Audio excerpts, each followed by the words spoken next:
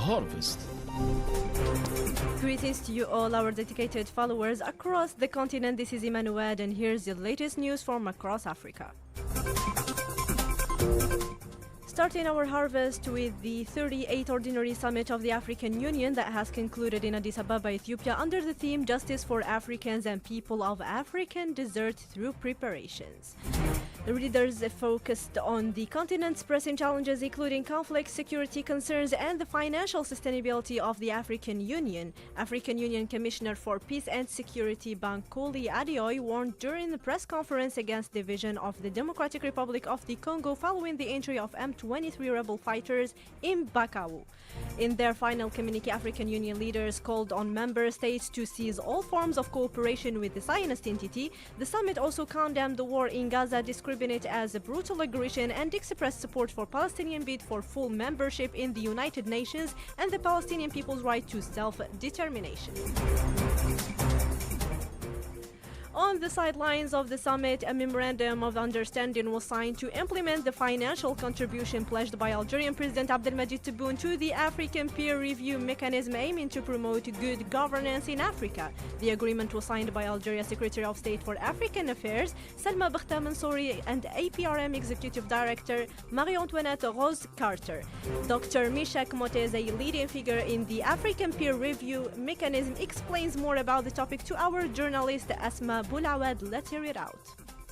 The Africa Credit Rating Agency is generally perceived as an institution that will support the readjustment of the global financial architecture and address the key inefficiencies and biases in the global credit rating system. It is very important to have this from a domestic capital market perspective, where more than 90% of corporates in Africa that do not have a rating should be the main target market for the rating agency to be able to issue instruments that traded on domestic financial market, to also address the issue of foreign currency borrowing that is exposing African governments to foreign exchange risk.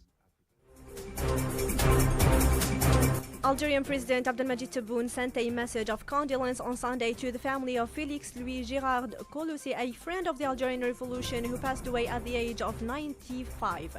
In his message, Tebboune highlights Kolossi's unwavering support for Algeria's independence, noting that he had suffered imprisonment in Serkaji and Lambez prisons as well in France before settling in Algeria and obtaining citizenship. In Tunisia, the annual Arab Interior Ministers Conference wraps up with the approval of nearly 20 resolutions aimed at enhancing coordination among Arab nations. The agreement covers various security matters, including combating terrorism, drug trafficking, illegal migration, and organized crime. At the same conference, Algeria's Minister of Interior, Local Authorities and Urban Development, Brahim Murad, reaffirms Algeria's commitment to sharing its successful counter-terrorism strategies with fellow Arab nations, emphasizing on the importance of collective efforts in eliminating security threats across the region. In Niger, the national session for the re-establishment of the state have begun in the capital, Niamey. These discussions aim to set a roadmap for the country's transitional phase and establish a timeline for presidential elections.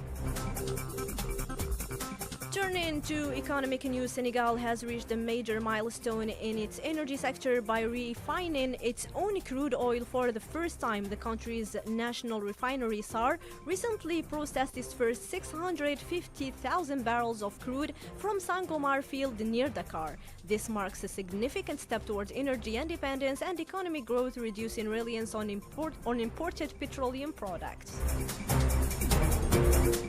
In sport, Algerian cyclist Mohamed Najib Assal won the 8th stage of International Tour of Algeria, covering 190.8 kilometers between Lghouat and Gherdaya.